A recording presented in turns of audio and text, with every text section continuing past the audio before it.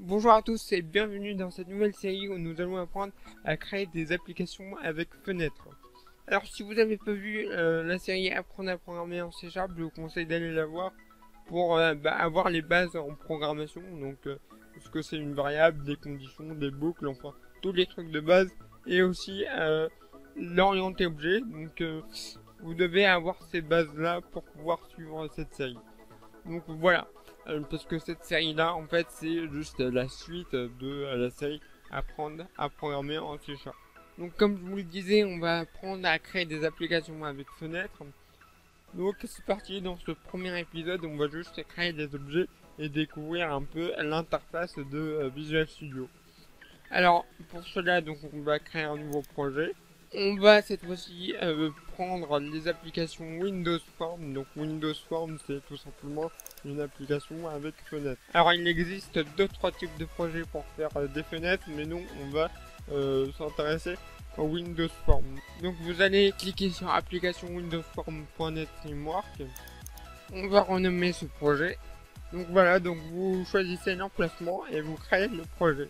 Une fois le projet créé, vous devez tomber sur ce petite interface donc avec une fenêtre. Donc c'est pas comme d'habitude où vous tombez directement sur le code de base là avec la fonction main. Donc là on est directement sur votre première fenêtre. Donc quand vous créez un projet de type Windows Form, il vous crée votre première fenêtre. Alors on va s'attaquer à l'interface. Donc au milieu normalement, comme je vous le disais, vous devez avoir votre première fenêtre. Donc là c'est votre fenêtre de votre application, donc la fenêtre de base qu'on pourra personnaliser pour notre application. À gauche normalement vous avez un truc qui s'appelle boîte à outils. Alors si vous ne l'avez pas, vous pouvez aller dans affichage et boîte à outils, voilà, ou contrôle plus alt plus X, voilà. Et donc normalement ça devrait vous afficher cette fenêtre là, donc avec la boîte à outils, voilà. Vous avez aussi la fenêtre propriété. Alors normalement la fenêtre propriété, quand vous téléchargez Visual Studio, elle est à gauche. Donc pareil, si vous ne l'avez pas, vous allez dans affichage, fenêtre propriété, ou F4 tout simplement. Et donc normalement ça devrait vous afficher cette petite fenêtre là. Alors vous pouvez la mettre où vous voulez, par défaut elle est à droite il me semble. Mais moi je vais la mettre avec la boîte à outils, donc à gauche ici. Comme ça je peux switcher entre les deux. Voilà. Alors maintenant je vais vous expliquer à quoi ils servent. Donc au milieu vous avez votre fenêtre que vous pouvez redimensionner comme vous voulez. Donc voilà, je peux la redimensionner comme je le souhaite. Et donc la boîte à outils, en fait, c'est une liste de tous les composants que vous pouvez ajouter à votre fenêtre.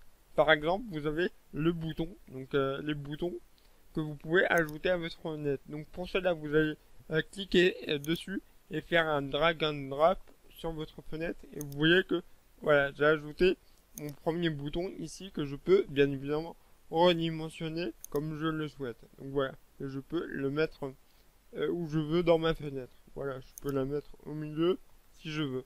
Donc voilà, donc la boîte à outils, c'est tous les composants que vous pouvez retrouver dans les logiciels, dans les applications. Donc par exemple, ici, vous avez les checkbox. Donc les checkbox, c'est quoi? C'est tout simplement les cases à cocher. Donc voilà. Vous avez d'autres composants que vous pouvez retrouver ici. Donc il y en a une liste, hein, je ne vais pas tous les faire, mais voilà.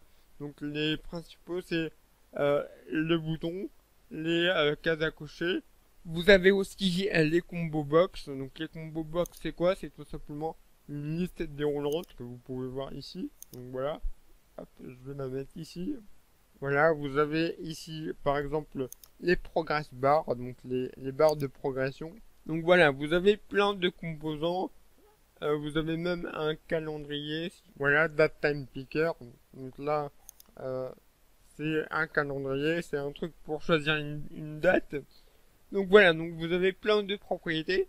Alors maintenant, ce qu'on va faire, c'est qu'on va démarrer le projet, on va exécuter l'application. Donc on va compiler et exécuter. Alors pour cela, bah, c'est comme les applications console.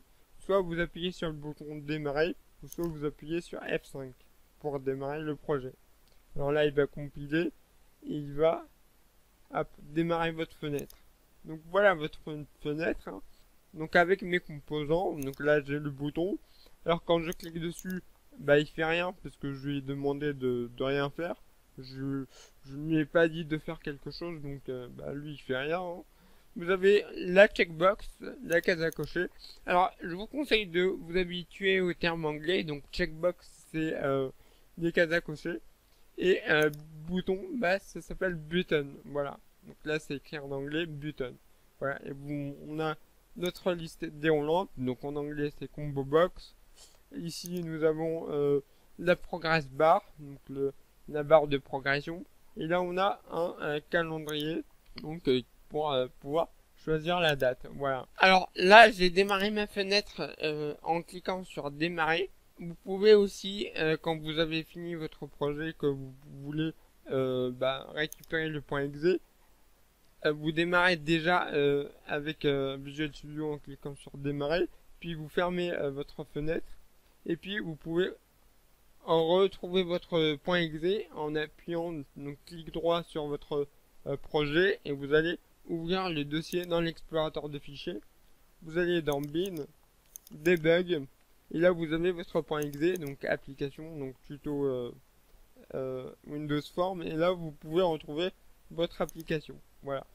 Alors, quand vous êtes en train de travailler sur votre logiciel, je vous conseille de démarrer directement avec le bouton démarrer ici, pour entre autres pouvoir débugger. Voilà. Donc maintenant, on sait bien, on a nos boutons, nos composants ici. Donc maintenant, vous savez ce que c'est la boîte à outils. Donc vous avez plein de composants, je ne vais pas tous les faire, vous découvrirez par vous-même. Ah oui, il y a aussi un autre composant qui est super important, qui s'appelle label. Alors label, c'est tout simplement du texte, comme vous pouvez le voir. On a tout simplement du texte. Alors maintenant, on va justement personnaliser ces composants-là. Donc par exemple, pour mon label, j'ai envie, là c'est écrit label 1, mais j'ai envie d'écrire autre chose. Comment je fais?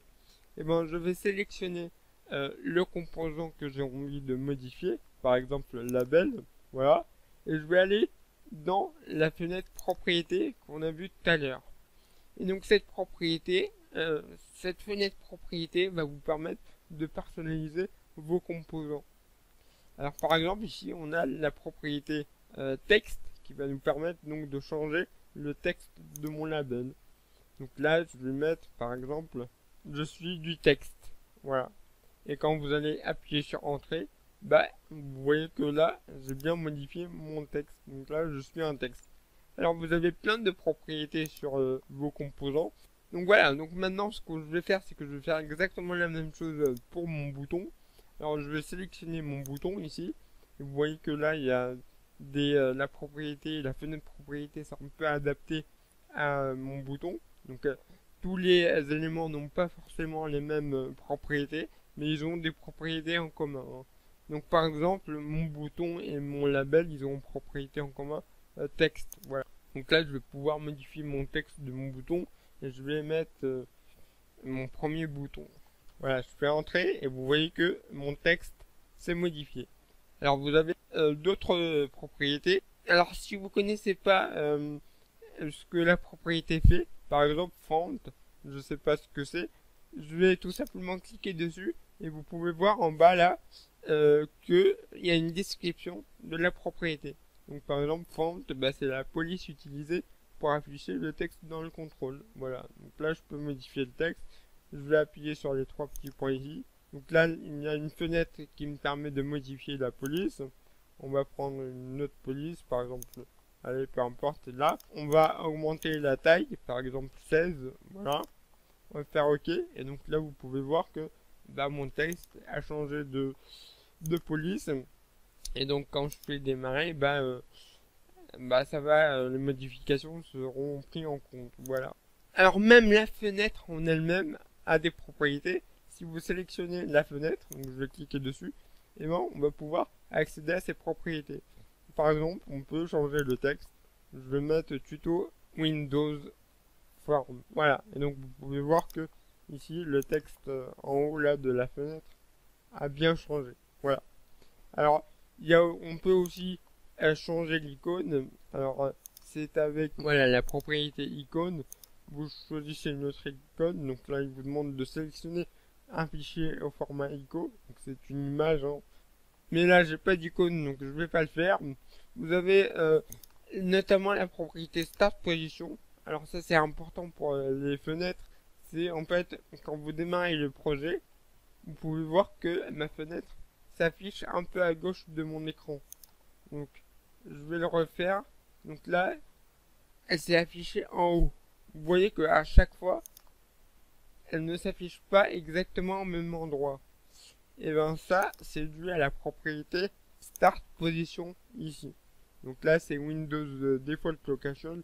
Elle s'affiche un peu où elle veut. Si par exemple je veux que ma fenêtre s'affiche tout le temps au milieu de mon écran, je peux choisir ici Center Screen. Voilà. Et donc maintenant à chaque fois que je vais démarrer mon projet, et ben la fenêtre s'affichera au milieu, donc au centre de mon écran. Voilà. Donc voilà pour la fenêtre. Alors dernière petite chose, tous les composants, absolument tous les composants, c'est-à-dire tous les voilà composants que vous pouvez trouver dans la boîte à outils, absolument tous, et ben ils ont une propriété, la même propriété, une propriété commune qui s'appelle name.